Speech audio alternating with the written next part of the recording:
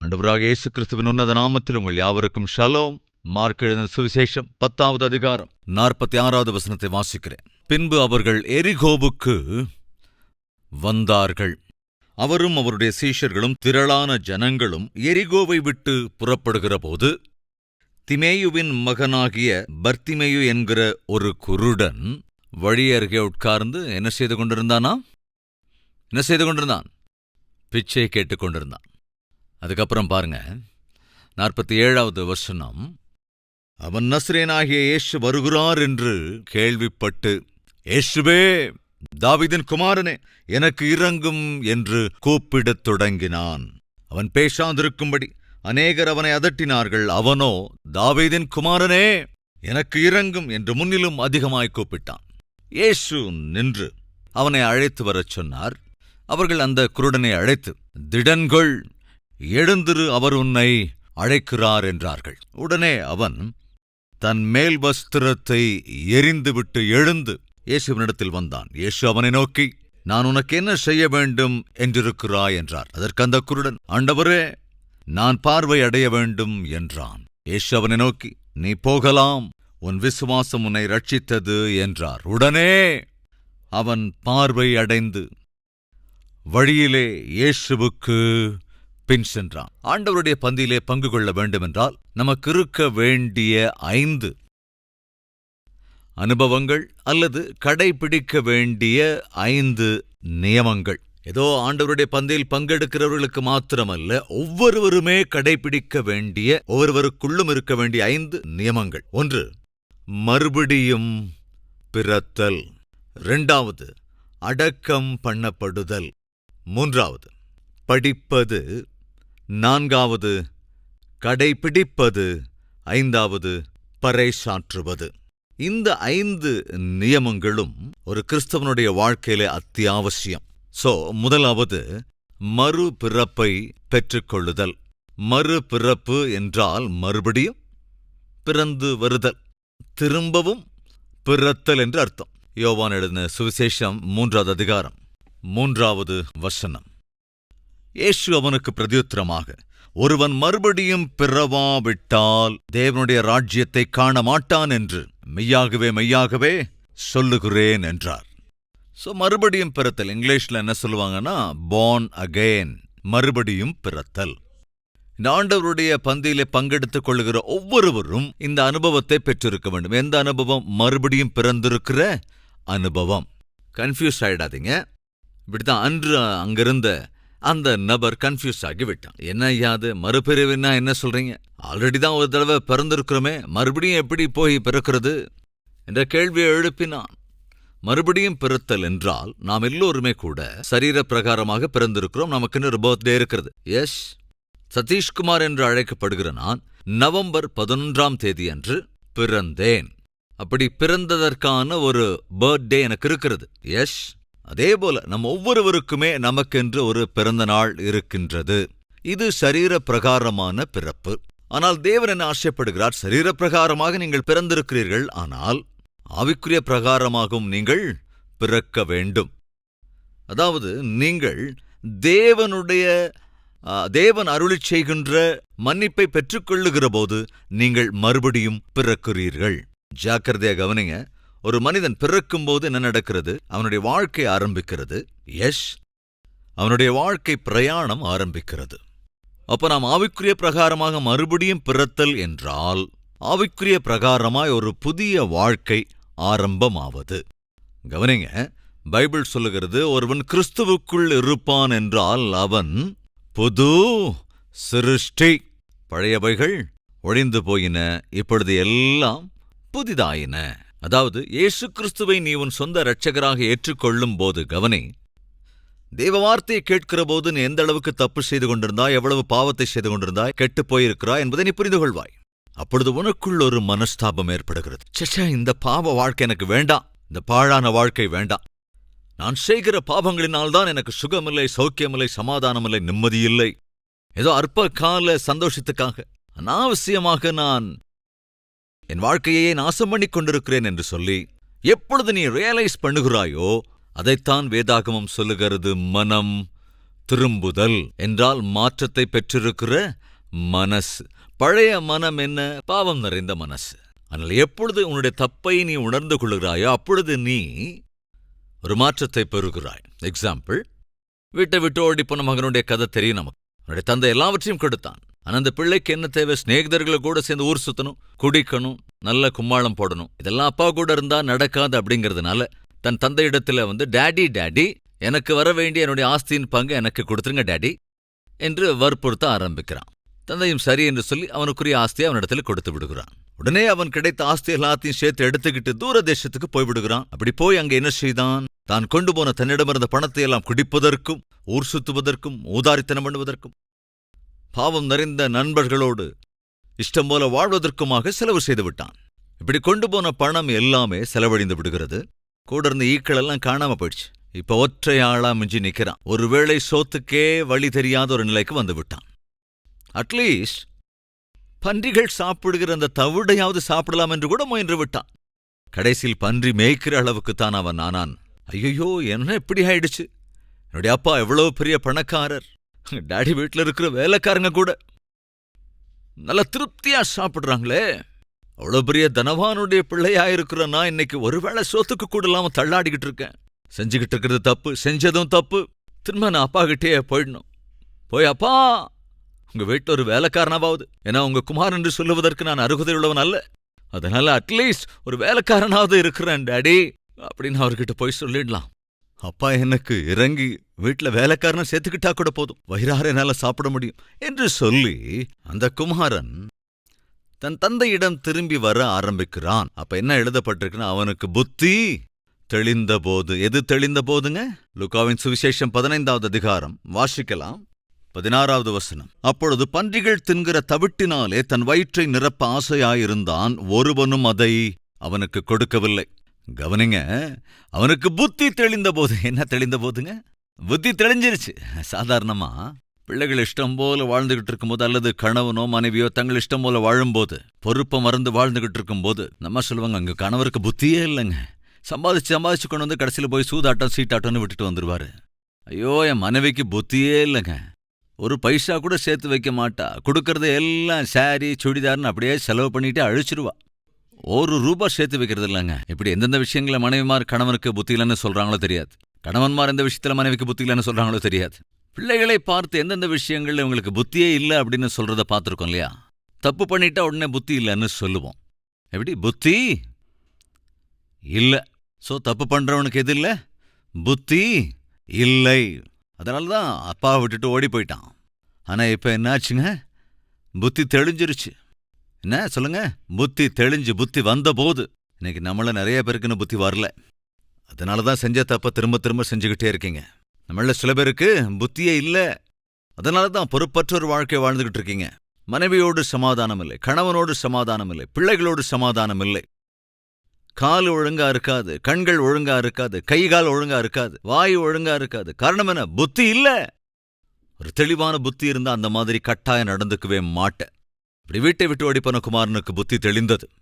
புத்தி வந்தபோது அவன் என்ன சொல்லுகிறான் பாருங்க, 18வது வசனம். நான் எழுந்து என் தகப்பனிடத்திற்கு போய், தகப்பனே, பரத்துக்கு விரோதமாகவும் உமக்கு முன்பாகவும் பாவம் செய்தேன், இனிமேல் உம்முடைய குமாரன் என்று சொல்லப்படுவதற்கு நான் பாத்திரன் அல்ல, உம்முடைய கூலிக்காரரில் ஒருவனாக என்னை வைத்துக் கொள்ளும் என்பேன் என்று சொல்லி எழுந்து புறப்பட்டு தன் தகப்பனிடத்தில் வந்தான். அவன் தூரத்தில் வரும்போதே அவனுடைய தகப்பன் அவனைக் கண்டு மனதுருகி ஓடி அவன் கழுத்தை கட்டிக்கொண்டு அவனை முத்தஞ்செய்தான். அப்பொழுது அந்த குமாரன் தகப்பனை நோக்கி, தகப்பனே, தகப்பனே, பரத்துக்கு விரோதமாகவும் உமக்கு முன்பாகவும் பாவம் செய்தேன், இனிமேல் உம்முடைய குமாரன் என்று சொல்லப்படுவதற்கு நான் பாத்திரன் அல்ல என்று சொன்னான். அப்பொழுது தகப்பன் தன் ஊழியக்காரரை நோக்கி, நீங்கள் உயர்ந்த வஸ்திரத்தை கொண்டு வந்து இவனுக்கு உடுத்தி, இவன் கைக்கு மோதிரத்தையும் கால்களுக்கு பாதரட்சைகளையும் போடுங்கள், கொழுத்த கன்றை கொண்டு வந்து அடியுங்கள், நாம் புசித்து சந்தோஷமாயிருப்போம். என் குமாரனாகிய இவன் மரித்தான், திரும்பவும் உயிர்த்தான். தப்பை தெரிந்து கொண்டு உணர்ந்து திரும்பி வந்த மகனை பார்த்து தகப்பன் சொல்லுகிறான், என்னுடைய பழைய மகன் இறந்து போயிட்டாயா, ஒரு புது மகன் இன்று என் வீட்டுக்கு வந்திருக்கிறான். நண்பர் சகோதர சகோதரிகளே, வீட்டை விட்டு ஓடிப்போன போது பாவங்களை செய்வதற்காக போனான். பாவியாயிருந்தான். இந்த பாவ காரியங்களை எல்லாத்தையும் விட்டு விலகி தன் தந்தையிடத்திற்கு திரும்ப வருகிறான். காரணம் என்ன தெரியுமா? அந்த பழைய மகன் மரித்து விட்டான். இப்பொழுது இந்த மகன் திரும்ப ஒரு புது மகனாக திரும்ப வீட்டுக்கு வந்திருக்கிறான். கவனிங்க, என் குமாரன் மரித்தான், இப்பொழுது மறுபடியும் உயிர்த்திருக்கிறான். செத்துப்போன ஒருவர் மறுபடியும் உயிர் பழைச்சிட்டா சாதாரணமா நாம் என்ன சொல்லுவோம்? செத்துப்போனவர் இதோ இவர் ரூபத்துல பிறந்திருக்கார். எப்படிங்க அது? அவரு செத்து போய் இப்போ இந்த ரூபத்துல பிறந்திருக்கார், இந்த அம்மா வயித்துல வந்து பிறந்திருக்கார் அப்படின்னு சொல்லுவோம் இல்லையா? நாம செத்து யாரோ ஒரு வயித்துல பிறக்க மாட்டோங்க. ஏசு கிறிஸ்துவை விசுவாசிப்போம் என்றால் பழைய பாவ வாழ்க்கையில மரித்து போவோம், புதிய வாழ்க்கையின் விஷயத்துல திரும்ப உயிர்ப்போம். அதாவது எப்பொழுது அந்த வழிதப்பி போன குமாரன் வீட்டுக்கு திரும்ப வந்தானோ அப்பொழுது தகப்பன், என் மகன் இறந்தான், இப்பொழுது மறுபடியும் உயிர்த்தான். நாம அதை என்ன சொல்றங்க? மறுபிறப்பு. இதை பைபிள் என்ன சொல்லுகிறது? மறுபடியும் பிறவா விட்டால், அதாவது பரலோகத்துக்கு நீ போனா கட்டாயம் மறுபடியும் பிறக்க வேண்டும். திரும்ப பிறத்தல் என்றால் என்ன? மறுபடியும் பிறத்தல் என்றால் என்ன? இதோ திஸ் சிம்பிள். எப்பொழுது ஒரு பாவம் நிறைந்த மனிதன் தான் செய்த பாவத்துக்காக தேவனிடத்திலே வந்து, ஆண்டவரே, நான் உமக்கு விரோதமாக இப்பொழுது வரைக்கும் வாழ்ந்து விட்டேன், பாவங்களை செய்து கொண்டே இருந்தேன், உம்மை காயப்படுத்தினேன், உம்மை புறக்கணித்து விட்டு போனேன், இஷ்டம் போல வாழ்ந்தேன் என்று எல்லா விஷயத்திலும் கெட்டுப்போய் பாழாகி போயிருக்கிறேன், நான் செய்த தவறுக்காக என்னுடைய பாவங்களுக்காக மன்னிங்க ஆண்டவரே, எனக்கு உம்முடைய பிள்ளையாய் வாழ்கிற பாக்கியத்தை அருளி செய்யுங்கப்பா என்று எப்பொழுது நீ விண்ணப்பம் பண்ணுகிறாயோ அப்ப நீ திரும்ப எழுந்து கொண்டிருக்கிறாய். இப்பொழுது நீ கிறிஸ்துவின் கரங்களுக்குள் வந்து விட்டதால் யாராக இருந்தாலும் இயேசு கிறிஸ்துவுக்குள்ளாக இருக்கும் போது அவன் என்னன்னு பார்க்கலாம். 2 கொரிந்தியர் 5:17. இப்படி இருக்க ஒருவன் கிறிஸ்துவுக்குள் இருந்தால் அவன் யாரா? புது சிருஷ்டி, நியூ கிரியேஷன், ஒரு புதிய மனிதன். பழையவைகள் ஒழிந்து போயின, எல்லாம் என்ன புதிதாயின. பழையவைகள் ஒழிந்து போயின. மறுபடியும் பிறத்தல் என்றால் என்ன அர்த்தம்? பழைய வாழ்க்கை ஒழிந்து போய்விட்டது, புதிய வாழ்க்கை ஸ்டார்ட் ஆகியிருக்கிறது. எஸ், அதைத்தான் தேவனும் ஆசைப்படுகிறார். முதலாவது நியமம் என்ன? ஆண்டவருடைய பந்தியில் பங்கு கொள்ள வேண்டுமென்றாலும் பரலோகத்திற்கு போக வேண்டுமென்றாலும் முதலாவது நியமம், நீ மறுபடியும் பிறந்தவனாய் இருக்க வேண்டும், மறுபிறப்பை பெற்றிருக்க வேண்டும். மறுபடியும் பிறத்தல் என்றால் என்ன?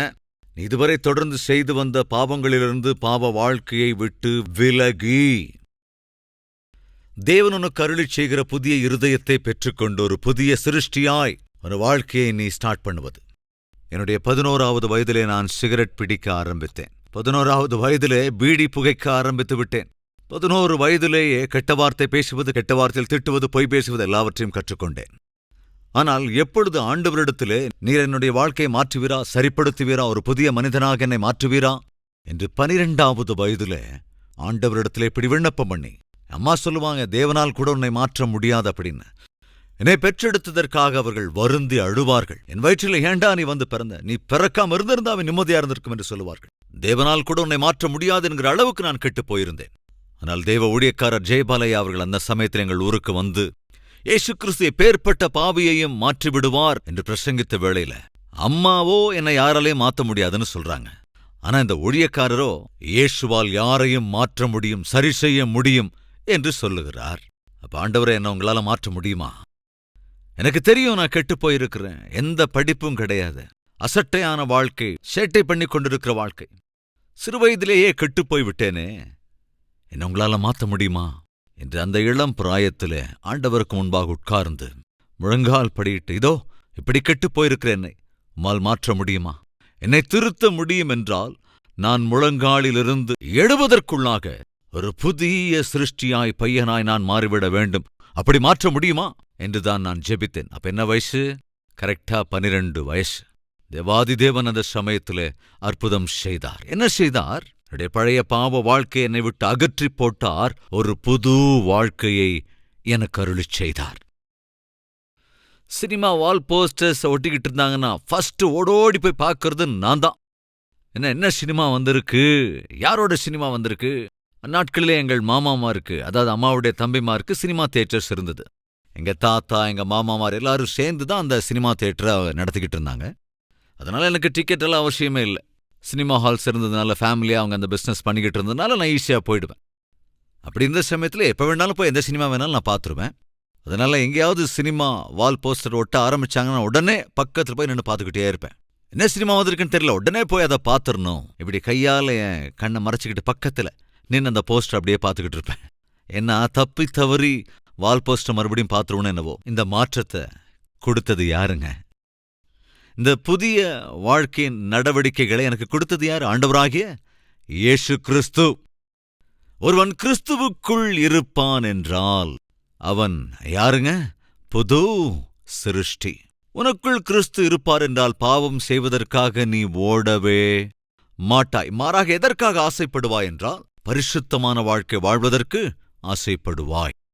பைபிள் சொல்லுகிறது, முதலாவது என் ராஜ்யத்தையும் என் நீதியையும் தேடுங்கள், அப்பொழுது இவைகளெல்லாம் உங்களுக்கு கூட உனக்கு கொடுக்கப்படும். இந்த வசனம் உங்களுக்கும் தெரிஞ்சிருக்கும்னு நினைக்கிறேன். எனவே அன்பு சகோதரனே, சகோதரியே, நீ முதலாவது ஒரு புதிய வாழ்க்கையை உள்ள நபராயிருக்க வேண்டும். அதாவது மறுபடியும் பிறந்த நபராயிருக்க வேண்டும். ஒரு புதிய ஆரம்பம் உனக்குள் வர வேண்டும். 12வது வயதிலே என்னுடைய வாழ்க்கை புதிதாய் ஆரம்பித்தது. இதோ பழையவைகள் எல்லாம் ஒழிந்து போயின. ஒரு புதிய வாழ்க்கை அருளப்பட்டது. அந்த புதிய வாழ்க்கையின் பிரதிபலன்தான் இன்று சதீஷ்குமார் என்னவாக இருக்கிறேன். அதற்கு காரணம் அந்த புதிய வாழ்க்கைதான். முதலாவது நமக்குள் என்ன இருக்க வேண்டும்? பழைய வாழ்க்கையை விட்டு விலகுகிறவர்களாய் இருக்க வேண்டும். இப்போ ஒரு கேள்வி, பிரதர், கொஞ்சம் முன்னால் ஒரு குருடனை பத்தி வாசிச்சீங்க இல்லையா? அந்த குருடனை பத்தி சொன்னதுக்கும் இப்ப நீங்க கொடுக்கிற செய்திக்கும் என்னங்க சம்பந்தம் இருக்கு? என்னன்னு பார்க்கலாம் வாங்களேன். மார்க்குவின் சுவிசேஷம் 10வது அதிகாரம் சொல்லுது, அவன் ஒரு குருடனாக இருந்தான், பிச்சை கேட்டுக் கொண்டிருந்தான், யாசித்துக் கொண்டிருந்தான். அதே வழியிலே இயேசு கிறிஸ்து வந்தாராம். அப்படி அந்த வழியா இயேசு வருகிறார் என்று கேள்விப்பட்டு உடனே அவன் என்ன செய்தான்? தாவீதின் குமாரனே, இயேசுவே, எனக்கு இறங்கும் என்று சத்தமாய் கூப்பிட்டான். இயேசு கேளாததைப் போல போய்கொண்டிருக்கையில் கூட இருந்தவங்க, டே பெசமரா, அவர் ரொம்ப பிஸியா இருக்கார்ல, அவர் முன்னால போயிட்டாருப்பா அப்படின்னு சொல்லியிருப்பாங்க. அதனால மறுபடியும், இயேசுவே, தாவீதின் குமாரனே, எனக்கு இறங்கும் அதிகமாய் சத்தம் போட்டபோது இயேசு, ஒரு நிமிஷம், முதல் தடவை இயேசுவை அவன் கூப்பிட்டபோது இயேசு பதில் சொன்னாரா? இல்ல.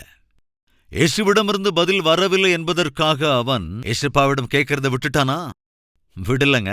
இது ஒரு அற்புதமான பாடம். சகோதரிகளே, நீங்க எதுக்காகவாவது ஜெபம் பண்ணிக்கிட்டு இருக்கீங்களா? உடனே பதில் வரலங்கிறதுக்காக உங்கள் ஜெபத்தை நிறுத்திடாதீங்க. உங்கள் ஜெபத்தை தொடர்ந்துகிட்டே இருங்க. இயேசு அவன் சத்தமிட்ட உடனே அவனுக்கு பதில் கொடுக்கல. சத்தத்துக்கு சத்தமிட்டான். என்னங்க இருக்காங்க? என்ன இருக்கு? கவனிங்க, வாசிக்கலாம் வாங்க. தாவீதின் குமாரனே, இயேசுவே, எனக்கு இறங்கும் என்று கூப்பிட தொடங்கினான். பிரதர் ஸ்டார்ட் பண்ணிட்டாருங்க. எதுக்கு? சத்தமிட ஸ்டார்ட் பண்ணிட்டாரு. ஒரு தடவை இல்ல, இயேசுவே, இயேசுவே, இயேசுவே. ஒரு முறை அல்ல, எத்தனை முறை இயேசுவை கூப்பிட்டானோ தெரியாது.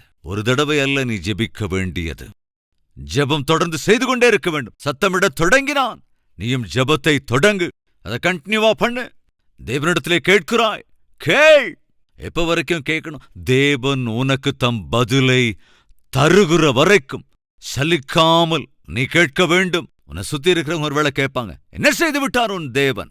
காலையில் எந்திரிச்சோன்னா ஆலயத்துக்கு ஓடுற, சும்மா ஆலயம்னு போயிட்டே இருக்க, ஆண்டவருங்கிற, உபவாச ஜபம்னு சொல்ற, வார்த்தைன்னு சொல்ற, கல்வாரீஸ்வரம் அப்படிங்கிற, ஸ்பான்சர் பண்றேங்கிற, என்ன செய்து விட்டார் உன் தேவன்? உன்னவர்களே உன்னிடம் இந்த கேள்வி கேட்பார்கள். உன் விசுவாசத்தை குறைத்து போட முயற்சி செய்வார்கள். சுற்றி இருந்தவங்க என்ன சொல்றாங்க? வாய்மூடு, எதுக்கு சும்மா கத்திக்கிட்டே இருக்க? நீ எவ்வளவு சத்தம் போட்டாலும் எவ்வளவு கேட்டாலும் அதான் அவருக்கு உனக்கு பதில் சொல்லலையே. அவர் உனக்கு பதில் தரல. உன் பக்கமே கூட திரும்பி பார்க்கலையே.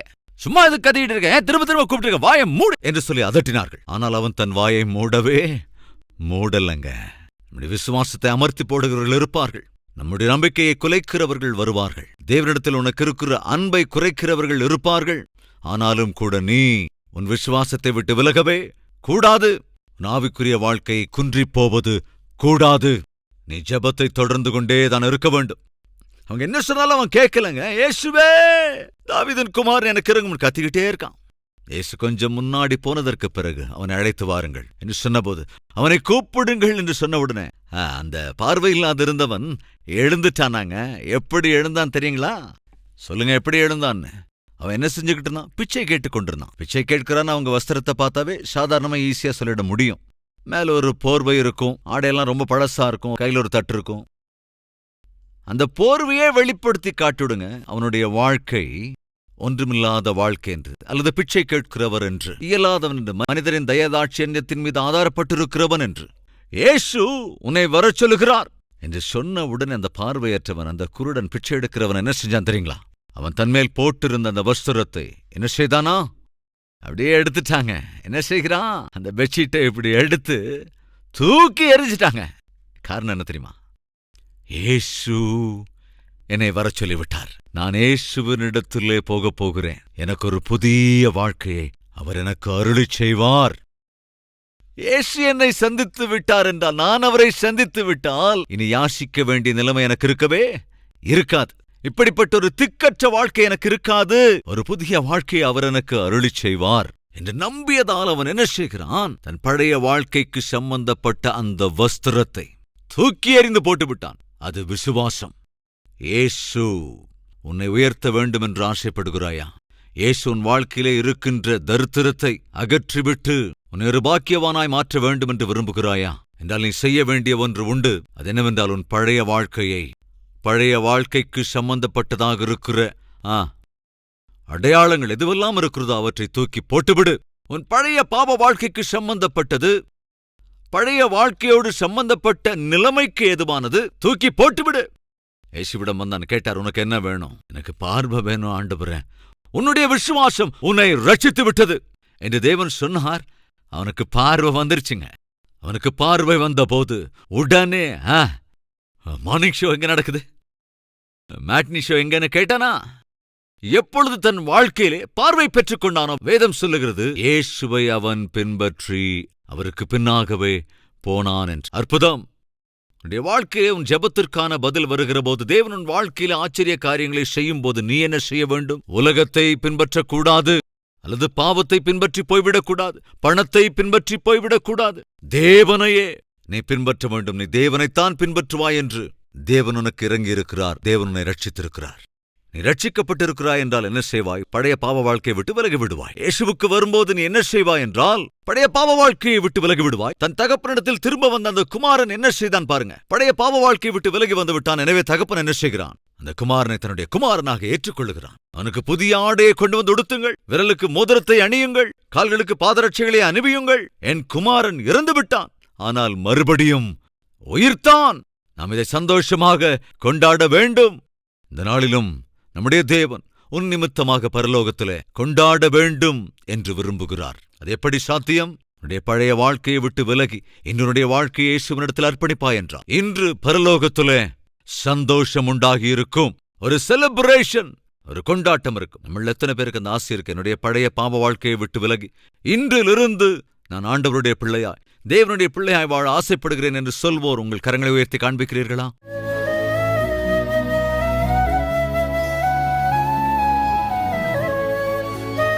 மகா பரிசுத்தமும் அன்பும் நிறைந்த பிதாவே, மேன்மையும் அன்பும் நிறைந்த உம்முடைய சன்னதியிலே தெளிவாய் திட்டவட்டமாய் இன்றும் எங்களோடு பேசியிருக்கிறதற்காக நன்றி ராஜா, ஸ்தோத்தரிக்கிறோம். உம்முடைய பந்தியிலே நாங்கள் பங்கெடுக்க வேண்டும் என்றால் கட்டாயம் எங்களுக்குள் இருக்க வேண்டிய 5 அனுபவங்கள். 1, மறுபடியும் பிறந்த அனுபவம். 2, பழைய வாழ்க்கையை அடக்கம் பண்ணின அனுபவம். 3, உம்முடைய வசனத்தை படித்த அனுபவம். உம்முடைய வசனத்தின்படி நடக்கிற அனுபவம். வார்த்தைகளை பறைசாற்றுகிற அனுபவத்தையும் நாங்கள் கொண்டிருக்க வேண்டும்.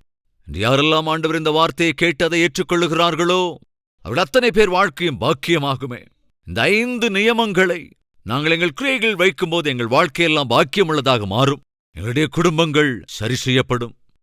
அது மாத்திரமல்ல, எங்கள் வாழ்க்கை ஆசீர்வாதகரமான வாழ்க்கையாக மாறும். அந்த கிருபை எங்களுக்கு அருளிச்சேங்க ராஜா. கடந்த கால பாவ பழைய வாழ்க்கையை விட்டு திரும்பிய பிறகு மீண்டும் பின்னிட்டு போகாமல் இருக்க பலம் தர வேண்டும் என்று இயேசுவின் நாமத்தில் வேண்டிக் கொள்கிறோம் பிதாவே, ஆமென்.